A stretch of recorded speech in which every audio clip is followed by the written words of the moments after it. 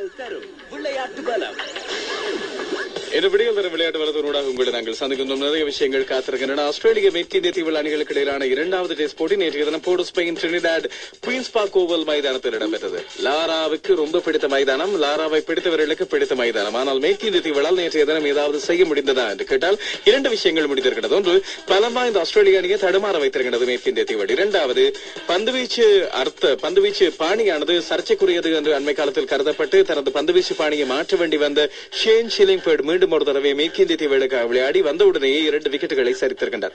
இந்த 2 விஷயங்களும் மேற்கிந்திய தீவுகளுக்கு நேற்றைய தினம் மகிழ்ச்சி அளித்திருக்கும் என்பதில் எந்த ஒரு ஐயமும் இல்லை.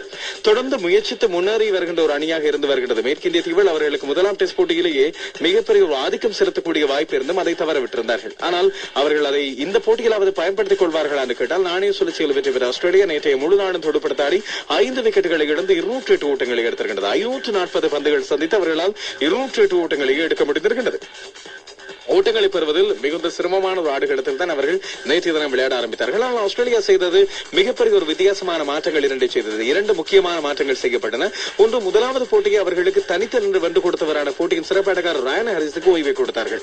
இதுபோல பீட்டர் சிடில் இவருக்கும் ஓய்வு வழங்கப்பட்டது. இல்லாவிட்டால் அணியை விட்டு இவர் தூக்கப்பட்டார். அவருக்கு காயம் காரணமாக அணியை விட்டு அவர் நிறுத்தப்பட்டதாக சொல்லப்படுகிறது. அணிக்குள்ளே வந்திருக்கிறார்கள் சுழல் பந்து வீச்சாளர் மைக்கேல் பியர் மற்றும் வேகப்பந்து வீச்சாளர் ஜேம்ஸ் பேட்டிசன் அண்மை காலத்தில் சிறப்பாக பந்து வீசியவர். ஆனால் காயம் காரணமாக விலகிக் கொள்ளப்பட்டு மீண்டும் இலங்கை இந்திய அணிகள் விளையாடிய சிபி முக்கோண தொடருக்கு அணிக்குள் கொண்டு வரப்பட்டார். அவர் இன்றைய தினம் இந்த போட்டியில் சேர்த்துக் கொள்ளப்படுகிறார். நேற்றைய தினம் 2 சுழல் பந்து வீச்சாளர்களோடு ஆஸ்திரேலியா மேற்கிந்திய தீவுகளில் விளையாடுகின்றது என்பது ஆச்சரியப்படக்கூடிய விஷயம் தான். நேற்றைய முதல் நாளில் வார்னர் 29 ஓட்டங்கள், கவான் 28 ஓட்டங்கள், ஷேன் வாட்சன் 172 பந்துகளை சந்தித்து 56 ஓட்டங்களை எடுத்தார். பாண்டிங் நேற்றைய தினம் மாற்றினார், 7 ஓட்டங்களோடு ஆட்டமிழந்தார். மைக்கேல் கிளார்க் 45 ஓட்டங்களை எடுத்திருக்கிறார். இப்பொழுது ஹசியும் வேடும் ஆடுகளத்தில் இருக்கிறார்கள். இந்த 2 பேரும் தங்களுக்கு இடையில் இதுவரைக்கும் 30 ஓட்டங்களை பகிர்ந்திருக்கிறார்கள். Gamer roach 2 விக்கெட்டுகளையும், ஷில்லிங்ஃபோர்ட் 2 விக்கெட்டுகளையும் வீழ்த்தியிருந்தார்கள். இதுபோல டியோனர் ரைன் 1 விக்கெட்டை வீழ்த்தியிருந்தார். இந்த போட்டியில் கடந்த போட்டியில் விளையாடிய தேவேந்திர பிஷு மேற்கிந்திய தீவு அணியில் மேற்கிந்திய தீவு அணி அந்த ஒரு மாற்றத்தை முக்கியமான மாற்றமாக செய்திருக்கிறது. அந்த ஒரு மாற்றம் மட்டுமே செய்யப்பட்டிருக்கிறது என்பது கவனிக்கக்கூடியது. எனவே சமி சிறப்பாக தனது அணியை வழிநடத்திக் கொண்டிருக்கிறார். அதுபோல அவர் சிறப்பாக பந்து வீசிக் கொண்டிருந்தார். இன்று போட்டியின் 2வது நாள் என்ன நடக்கிறது என்று சொல்லி பார்க்கலாம். மறுபக்கம் நேற்றைய தினம் 2 IPL போட்டிகள் இடம்பெற்றன. அதுக்கெல்லாம் முதல் முக்கியமான விஷயமாக ICCயின் செயற்குழுவானது நேற்றைய தினம் ஷார்ஜாவில் கூடி சில முக்கியமான முடிவுகளை எடுத்தது. குறிப்பாக வுல்ஃப் குழு அண்மையில் வெளியிட்ட சில முக்கியமான பரிந்துரைகளை நடைமுறைப்படுத்துவதற்கு தீர்மானிக்கப்பட்டுள்ளதாக சொல்லப்படுகிறது.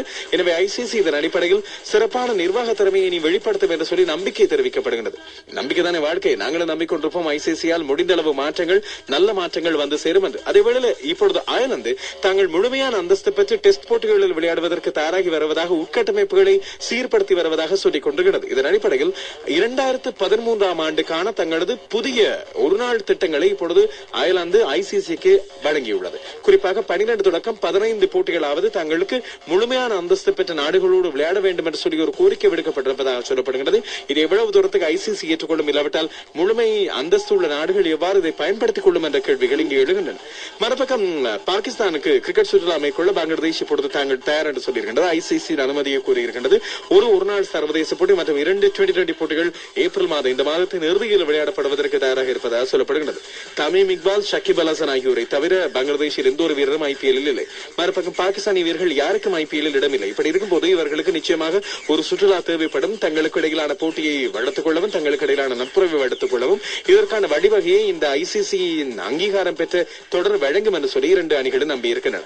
IPL போட்டிகளை பார்க்க நேற்றைய தினம் இடம்பெற்றது. கொல்கத்தா நைட் ரைடர்ஸ் மற்றும் கிங்ஸ் 11 பஞ்சாப் அணிகளுக்கு இடையிலான போட்டி ஈடன் கார்டன்ஸ் மைதானத்தில் கொல்கத்தா அணியானது தங்களது மைதானத்தில் ராசியான மைதானமாக விளையாடி கொண்டு வந்தது. அதுபோல அவர்கள் 2வது இன்னிங்ஸில் துரத்தி அடிப்பதும் அவர்களுக்கு வழக்கமான ஒரு விஷயமாக இருந்தது. ஆனால் நேற்றைய தினம் பலவீனமான, இல்லாவிட்டால் ஏனைய அணிகளோடு ஒப்பிடும் போது பெரிதாக பலமில்லாத அணியாக சொல்லப்படுகின்ற கிங்ஸ் 11 பஞ்சாப் அணி 2 ஓட்டங்களால் அபாரமான வெற்றியை கொல்கத்தா நைட் ரைடர்ஸுக்கு எதிராக பெற்றுக் கொண்டது.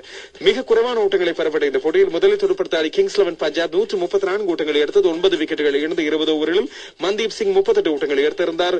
இதுபோல டேவிட் ஆசி 32 ஓட்டங்களை எடுத்திருந்தார். பந்து வீச்சை பொறுத்தவரையில் மிகச்சிறப்பாக பந்து வீசிய சுனில் நாராயண் 19 ஓட்டங்களுக்கு 5 விக்கெட்டுகளை வீழ்த்தியிருந்தார். இந்த IPL-இல் பெறப்பட்ட 3வது 5 விக்கெட் பருது இது என்பது முக்கியமானது. மிகச் சிறப்பாக ஒரு மந்திரவாதி போல அவரது பந்துகள் சுழன்று விழுந்தது இங்கே கவனிக்கக்கூடியது. இன்னும் ஒன்று, ரஜாத் பாத்தியாவின் பந்து வீச்சு. டெல்லியை சேர்ந்தவர். இவர் இப்பொழுது கொல்கத்தாவுக்கு விளையாடி வருகின்றார். 4 ஓவர்கள் 14 ஓட்டங்களுக்கு 2 விக்கெட்டுகளை வீழ்த்தியிருந்தார். பதினெட்டு தாடிய கொல்கத்தா நைட் ரைடர்ஸ் தங்களது ஆரம்பத்திலேயே தடமாற்றத்தை எதிர்கொண்டது. கலிஸ் ஒரு ஓட்டத்தோடு ஆட்டம் எடுத்தார். ஆனால் தொடர்ந்து கம்பீர் 22 ஓட்டங்கள், பிஸ்லா 27 ஓட்டங்கள், திவாரி 20 ஓட்டங்கள் என்று வேகமாக ஓட்டங்களை பெற்று வந்தார்கள். தேவ்ராதா தாஸ் இறுதி வரை நின்று துடுப்படுத்தாடி 3-4 ஓட்டங்கள் ஒரு 6 ஓட்டத்தோடு 23 பந்துகளில் ஆட்டம் இழக்காமல் 35 ஓட்டங்களை எடுத்தார். ஆனால் அவருக்கு சரியான துணையொன்று இறுதி நேரத்தில் அமையவில்லை. வேகமாக ஓட்டங்களை பெற வேண்டிய நேரத்தில் அவர்களால் வேகமாக ஓட்டங்களை பெற முடியாமல் போனது. இறுதியில் 20 ஓவர்களில் 7 விக்கெட்டுகளை இழந்து 132 ஓட்டங்களை பெற முடிந்தது கொல்கத்தாவினால். 2 ஓட்டங்களால் தோற்று போனார்கள். பட் 24 ஓட்டங்களுக்கு 2 விக்கெட்டுகள். அதைவிட மிகச் சிறப்பாக பந்து வீசியவர் பியூஷ் சாவ்லா. 18 ஓட்டங்களுக்கு 3 விக்கெட்டுகள். போட்டியின் சிறப்பாட்டக்கார நரேன் தெரிவானதும் உண்மையில் பியூஷ் சாவ்லா தான் போட்டியை மாற்றி அமைத்தவர் என்பது முக்கியமானது. இதுபோல ஹர்மீத் சிங்கின் இறுதி ஓவரும் மிக முக்கியமானதாக அமைந்தது. பியூஷ் சாவ்லா சொல்கிறார், கொல்கத்தாவில் மட்டுமல்ல மொஹாலிக்கு கொல்கத்தா நைட் ரைடர்ஸ் வந்தாலும் அங்கு வைத்தும் அவர்களை தோற்கடிக்க தாங்கள் தயாராக இருக்கின்றோம் என்று சொல்லி சவால் விட்டுகின்றனர். மறுபக்கம் ராயல் சேலஞ்சர்ஸ் பெங்களூருக்கும் ராஜஸ்தான் ராயல்ஸுக்கும் இடையில் நேற்றைய தினம் இடம்பெற்றது. பெங்களூரு சின்னசுவாமி மைதானத்தில் அரங்கு நிறைந்த பார்வையாளர்களோடு ஒரு போட்டி. இந்த போட்டியில் பெரிதாக எதிர்பார்க்கப்பட்டது ராயல் சேலஞ்சர்ஸ் பெங்களூர். ஆனால் மற்ற ராயல்ஸ் தான் வெற்றி கிட்டியது. ராஜஸ்தான் ராயல்ஸ் 59 ஓட்டங்களால் அபாரமான வெற்றி கிட்டியது. இந்த ஐபிஎல்லின் முதலாவது சதத்தை முதல் போட்டியிலே சதத்தை தவறவிட்ட அஜியாங்கே ரஹானே பெற்றுக் கொடுத்தார். ஆட்டம் இழக்காமல் 103 ஓட்டங்களை எடுத்தார். 5-6 ஓட்டங்கள், 12-4 ஓட்டங்களோடு ஆட்டம் இழக்காமல் 103 ஓட்டங்கள் அவரால் பகிரப்பட்டன. இதுபோல ஒபாய்ஷா 60 ஓட்டங்களை எடுத்தார். வெறுமனே 26 பந்துகளில் 5-6 ஓட்டங்கள், 5-4 ஓட்டங்களோடு இந்த 2 பேரும் தங்களுக்கு இடையில் 121 ஓட்டங்களை பெற்று பகிர்ந்து கொண்டார்கள். டிராவிட் ஆரம்பத்தில் 25 ஓட்டங்களை எடுத்திருந்தார். உண்மையில் ரஹானேயின் இன்னிங்ஸ் நேற்றைய தினம் போட்டியின் போக்கை முழுமையாக மாற்றி ஆதிக்கத்தை செலுத்த வழிவகுத்தது ராஜஸ்தான் ராயல்ஸுக்கு. Murali, Vettori, Vinaykumar, Zaheer Khan, Chris Gayle அடங்கிய இந்த பந்து வீச்சு முழுக்க சிதறி போனது என்பது கவனிக்கக்கூடியது. கெயிலின் ஒரு ஓவரில் 21 ஓட்டங்கள் பெறப்பட்டன. வினய்குமார் 4 ஓவர்கள் 51 ஓட்டங்களை கொடுத்தன. அதுபோல அரவிந்த் 3 ஓவர்களில் 48 ஓட்டங்களை கொடுத்திருந்தார். முரளியின் தப்பவில்லை, 4 ஓவர்கள் 35 ஓட்டங்களை கொடுத்திருந்தார். உண்மையில் ஜஹீர் கான் மட்டுமே சிறப்பாக பந்து வீசியிருந்தார். 4 ஓவர்கள் ஒரு ஓட்டமற்ற ஓவர், 15 ஓட்டங்களுக்கு ஒரு விக்கெட். சென்னை சூப்பர் கிங்ஸுக்கு எதிராக ஒரு ஓவரில் 28 ஓட்டங்களை கொடுத்த கோடிக்கு நேற்றைய தினம் எந்த ஒரு ஓவரையும் வெட்டோரி வழங்கவில்லை என்பது இன்னும் ஒரு சுவாரஸ்யமான விஷயம். பதிலடுத்த ராயல் சேலஞ்சர்ஸ் பெங்களூரினால் 136 ஓட்டங்களை பெற முடிந்தது. சகல விக்கெட்டுகளையும் இழந்து அகர்வால் இதில் 34 ஓட்டங்களை எடுத்தார். விராட் கோலி 22 ஓட்டங்கள். வேறு யாரும் பெரிதாக நின்று துடுப்படுத்த ஆடவில்லை என்பது முக்கியமானது. பந்து வீச்சில் திரிவேதி மிகச் சிறப்பாக ஸ்விங் முறை மூலமாக விக்கெட்டுகளை வீழ்த்தியிருந்தார். 4 ஓவரில் 25 ஓட்டங்கள், 4 விக்கெட்டுகள். பங்கஜ் சிங் மற்றும் அமித் சிங் ஆகியோர் தலா 2 விக்கெட்டுகள். இந்த போட்டியில் ரஹானே போட்டியின் சிறப்பாட்டக்காரர் தெரிவானார். மிகச் சிறப்பாக ஆடியவர் நேற்றைய தினம் செம்மஞ்சள் தொப்பியை தனதாக்கிக் கொண்டார் ஃபேப் டு பிளஸிடம் இருந்து. இன்றைய தினம் இடம்பெறுகிற போட்டியும் ஒரு விறுவிறுப்பான போட்டியாக இருக்கும். 2 நகரங்கள் மோதிக்கொள்ள போகின்றன. மும்பை இந்தியன்ஸ், டெல்லி டேர்டெவில்ஸ் அணிகளுக்கு இடையிலான போட்டி அமைய போன்றது. இந்த வேளையில் ரவிச்சந்திரன் அஸ்வின் ஒரு புதிய முறைப்பாடுகளை முன்வைத்திருக்கிறார். குறிப்பாக ஸ்டீவ் ஸ்மித் தன்னை பார்த்து தகாத வார்த்தை பிரயோகங்களை மேற்கொண்டதாக சொல்லியிருக்கிறார். ஞாயிற்றுக்கிழமை இந்த முறைப்பாடை அவர் முன்வைத்திருக்கிறார். சனிக்கிழமை இடம்பெற்ற போட்டியில் ரவிச்சந்திரன் அஸ்வினும் ஸ்டீவ் ஸ்மித்தும் மோதிக்கொண்டது தொலைக்காட்சியில் அவர் பார்த்துக் கொண்ட விஷயம். குறிப்பாக ஸ்டீவ் ஸ்மித் நான் ஸ்ட்ரைக்கர் என்று சொல்லப்படுகின்ற துடுப்பாடாத முனையில் அவர் இருந்தபோது ரவிச்சந்திரன் அஸ்வின் பந்து வீச வந்தபோது அவர் வெளியேற முற்பட்டார். ஸ்டீவ் ஸ்மித் ரவிச்சந்திரன் அஸ்வின் ஒரு தடவை அவரை எச்சரித்திருந்தால் மீண்டும் கிரீஸை விட்டு வெளியே பாய்ந்தால் தான் ஆட்டம் இழக்க செய்து என்று. ஆனால் தன்னை பொறுத்தவரையில் அவர் தன்னை வசை பாடியதாக இல்லாவற்றில் அவதூறு பேசியதாக இப்பொழுது அஸ்வின் முறையிட்டிருக்கிறார். இது பற்றி ஸ்டீவ் ஸ்மித் எந்த ஒரு கருத்தையும் சொல்லவில்லை என்பது கவனிக்கக்கூடியது.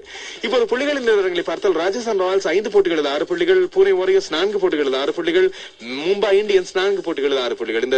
இந்த 3 அணிகளுமே தலா 3 வெற்றிகளை பெற்றுகின்றன. டெல்லி டேர்டெவில்ஸ் 3 போட்டிகளில் 2 வெற்றிகள். எனவே பார்க்கலாம், பலம் வாய்ந்த முதல் 4 இடங்களில் உள்ள 2 அணிகள் இன்றைய தினம் மோதிக்கொண்டு போன 8 மணிக்கு ஒரே ஒரு போட்டி. அந்த போட்டியின் ஸ்கோர் விவரங்களை உங்களுக்கு 8 மணி முதல் நீங்கள் தெரிந்து கொள்ளலாம். கால்பந்தாட்ட செய்தி ஒன்றை பார்ப்பதற்கிடையில் சீனாவில் இடம்பெற்ற கிராண்ட் பிரி முதலாவது கிராண்ட் பிரியில் நேற்றைய தினம் மெர்சிடஸ் பென்ஸ் அணியைச் சேர்ந்த நிக்கோ ரோஸ்பர்க் சாம்பியன் ஆகி இருக்கின்றார். சைனீஸ் கிராண்ட் பிரி என்று சொல்லப்படுகின்ற இந்த போட்டியில் ஜேன்சன் பட்டன் மற்றும் லூயிஸ் ஹாமில்டன் ஆகியோரை முந்திக் கொண்டு இப்பொழுது முதலிடத்தை பெற்றுகின்றார் நிக்கோ ரோஸ்பர்க். கால்பந்தாட்ட செய்திகள் நேற்றைய தினம் இடம்பெற்ற கால்பந்தாட்ட போட்டிகள் நேற்றைய தினம் இடம்பெற வேண்டிய போட்டியான பால்டன் டாட்டனம் அணிகளுக்கு இடையிலான போட்டி கால தாமதப்படுத்தப்பட்டுள்ளது. இதுபோல மான்செஸ்டர் யுனைடெடுக்கும் அஸ்டன் வில்லாவுக்கும் இடையிலான போட்டியில் மான்செஸ்டர் யுனைடெட் வெற்றி கிட்டி தங்களது முதலாம் இடத்தை பத்திரப்படுத்தி இருக்கின்றது. மறுபக்கம் எஃப்ஏ கண்ட போட்டி கொண்டு நேற்றைய நாளில் இடம்பெற்றது. இதில் செல்சி அணி 5-1 என்று ஓட டாட்டனம் அணியை வெற்றி கிட்டியிருக்கிறது.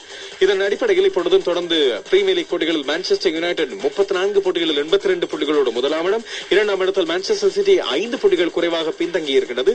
ஆர்சனல் ஒரு போட்டி குறைவாக விளையாடி 64 புள்ளிகள், டாட்டன்ஹாம் 33 போட்டிகளில் 59 புள்ளிகள், நியூ காசல் 33 போட்டிகளில் 59 புள்ளிகள். மேலும் விவரங்கள் உங்களுக்காக 7:50 விளையாட்டு திடல் மூலமாக வரும்.